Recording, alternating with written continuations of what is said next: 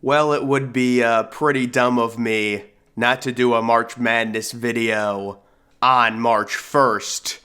So, guys, I've got another update, just looking at some different things. We've got a bubble update, but this first one, it really is remarkable to see the actual breakdown of the overall conferences and how far and ahead the Big 12 is from every other conference in basketball. You take a look at the lowest ranked team in the Big 12, Oklahoma, 63rd overall. Compare that to any other conference, and it is remarkable. The average ranking of a Big 12 team in terms of analytics is right around a top 25 team, the next closest being the Big 10 at 61. The Big East, then the SEC, Pac-12, and the Mountain West are they are completely identical. 78.3 average ranking. And how about the ACC?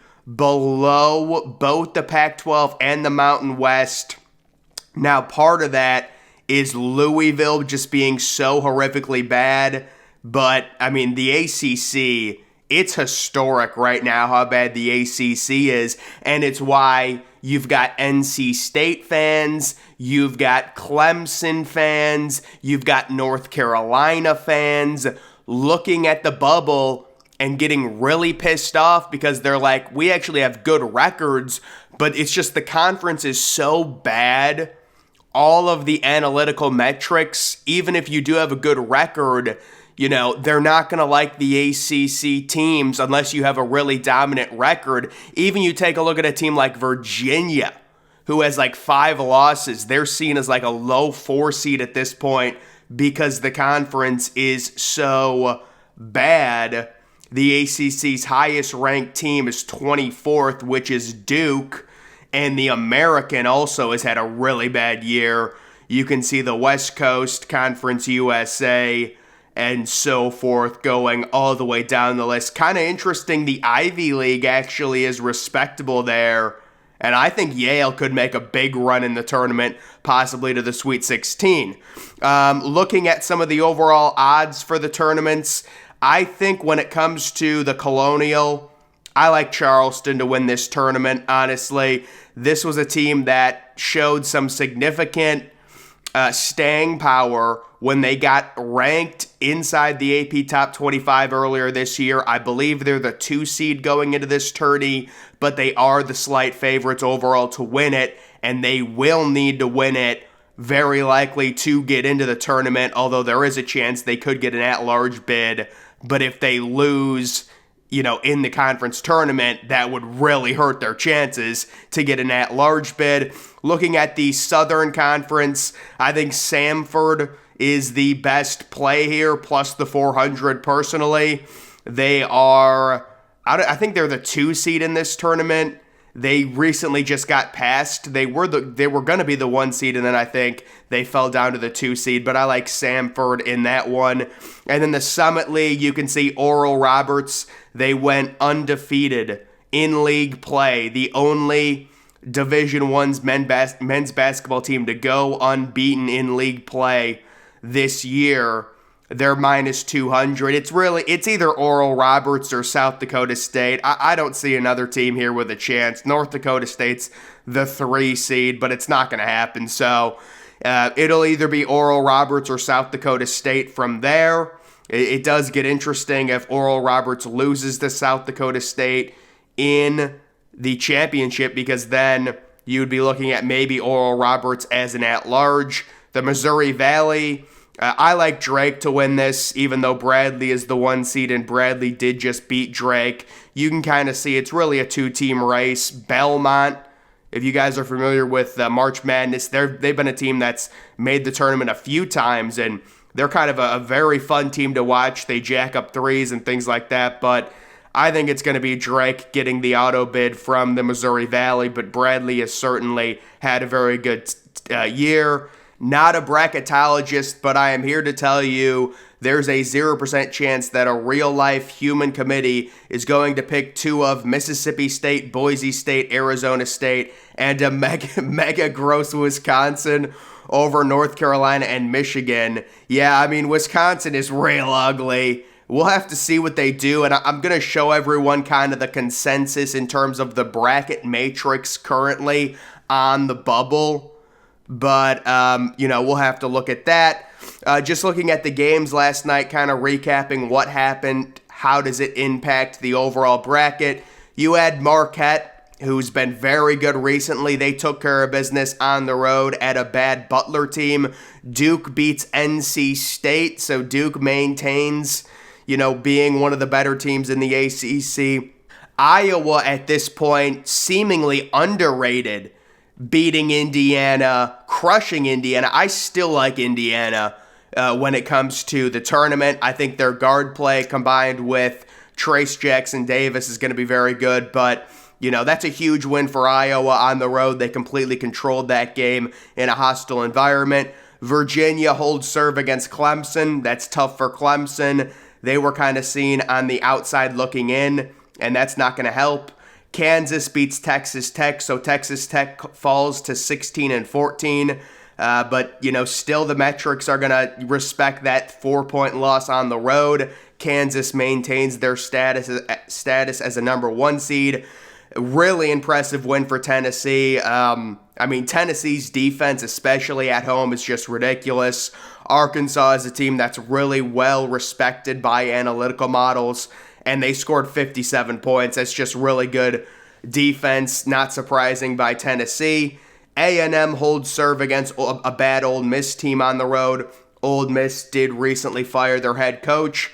And then a big win for Boise State against San Diego State. That's a tough loss for San Diego State, who is playing for seeding, and a huge win for Boise.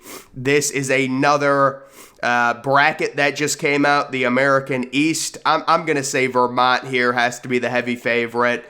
A dark horse to watch to me for me would be Bryant, possibly to make a deep run in this tournament. But yeah, I'd say the 1 seed Vermont is pretty much the heavy favorite to come out of there as the team.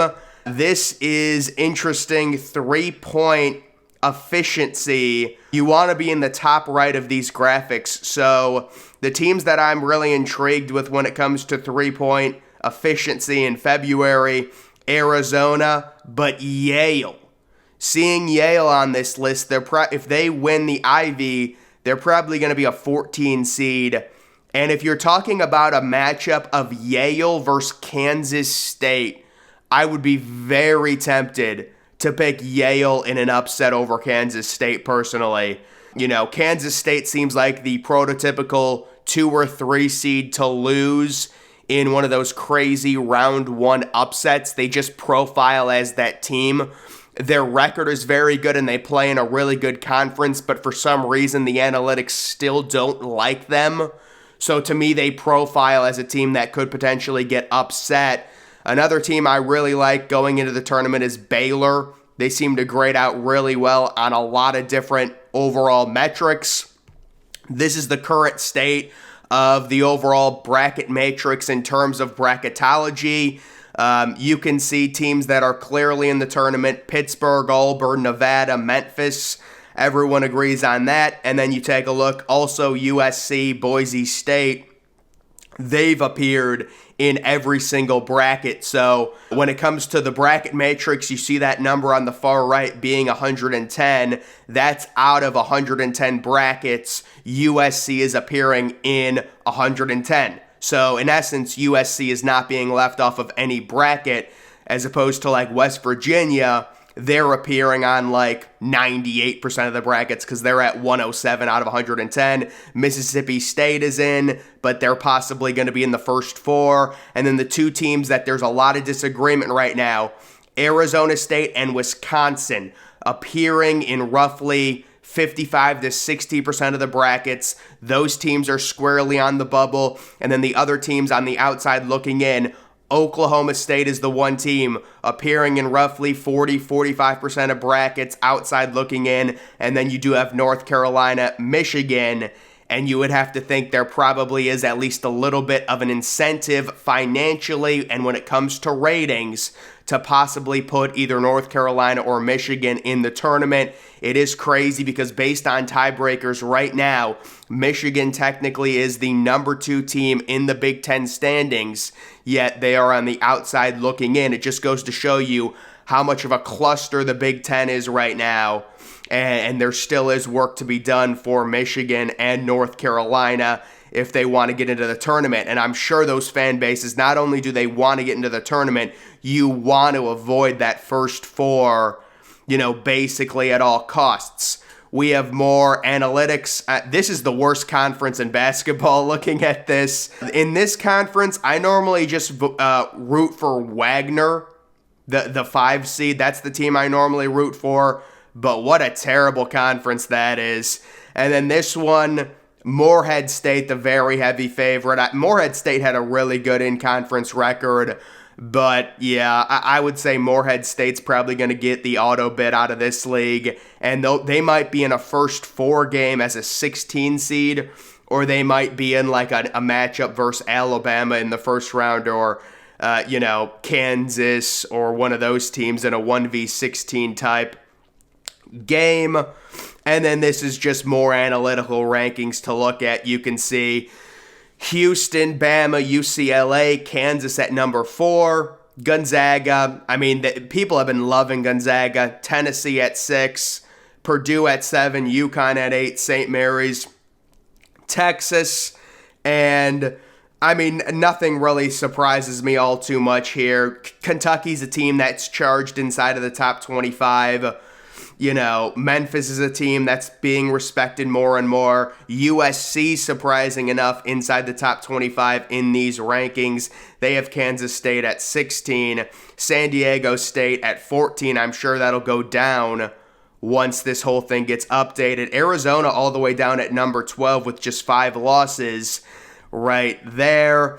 I have no problem admitting that the ACC sucks this year. Hell, I'll say the league is historically bad. Yeah, it is historically bad. But when are we going to start having the talk about how the Big Ten, once again, will have no teams that can make a run in March? I actually think that Indiana, even after their loss recently, can make a deep run in March. I think they're set up really well with a young, true freshman point guard who can shoot. And you've also got a big center who's really elite. I don't know, man. That's an interesting team. And then this is just backcourt play in the month of February, which is a big thing come March. You can see Indiana, not a lot of guard usage, but very good three-point shooting. So this is three-point field goal efficiency. Penn State is a team that could be dangerous in March, and Baylor always seems to be on the right side of these things. We're looking for teams in the upper right quadrants. So like Baylor, FAU. I think FAU might get screwed because they're probably either going to be an 8 or a 9 seed. And in most brackets, I've seen them paired with like Alabama or Houston. So you're facing one of those 2 teams in the second round. It's going to be very, very hard, to do much of anything if that is the case. Guys, that is just going to do it for this March Madness update. Make sure you follow me on Twitter. Link to that's always in the description. I'm, of course, The Depressed Ginger. Thank you for watching.